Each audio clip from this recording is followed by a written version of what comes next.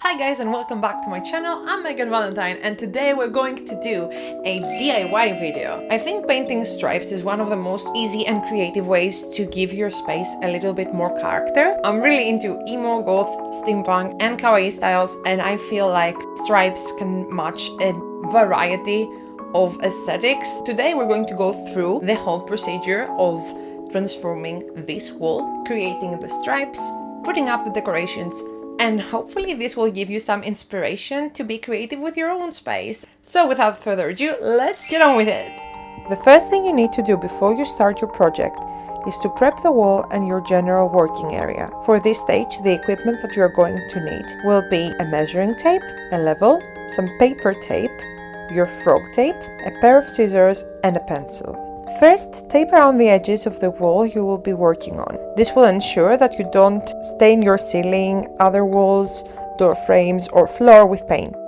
When creating this frame with your tape, work outwards. Next, it's time to create your design on the wall. This will depend on the size of the wall that you're working on. In my case, I was working on a fairly small wall and I wanted the black stripes to be thinner than the white ones. With your measuring tape, determine the distance between your stripes. So I roughly marked some distances with my pencil, used my measuring tape to determine the precise distance between each stripe, and then used my level to make sure my lines are straight. I went in and I drew the lines on the wall with my pencil. Once you finish your design, it's time for frog tape. This will be the liner that you will fill in with paint later. Always tape on the outside of the line. Start from the ceiling and work downwards until you cover the outside of each one of your black colored stripes.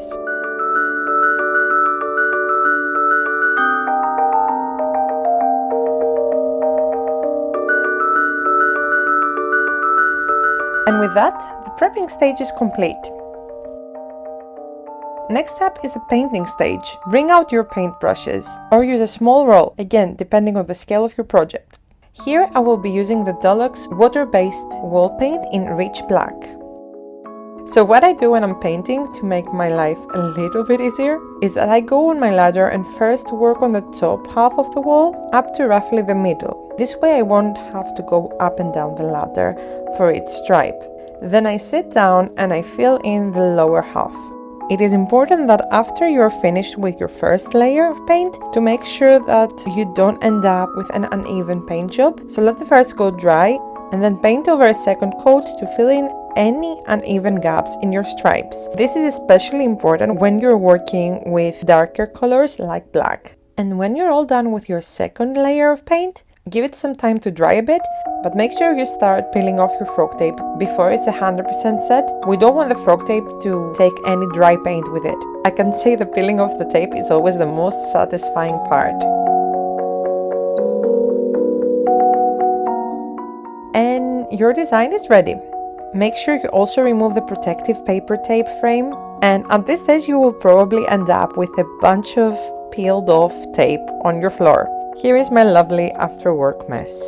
And finally, it's time to prepare and put up our decorations. I had this pretty gothic clock on the wall that was going to be the centerpiece, so my plan was to surround it by ornate frames in kind of Halloweeny vibrant colors to contrast the black and white background. I ended up using two bigger golden frames that I found in Clas Ohlson, and as for the smaller two frames, they were originally white plastic frames that I bought from Daiso when I was in Japan, and I ended up spray painting them orange to give the whole display an autumny pumpkin vibe. The art pieces that I am framing are designed by an awesome artist called Vickisigh.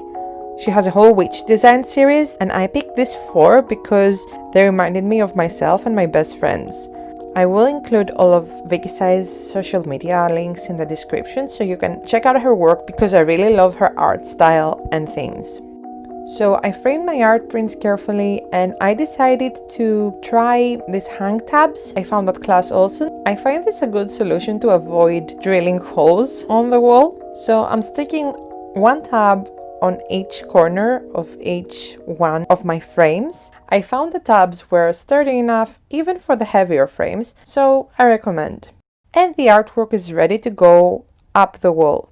So let's take a look at the finished project.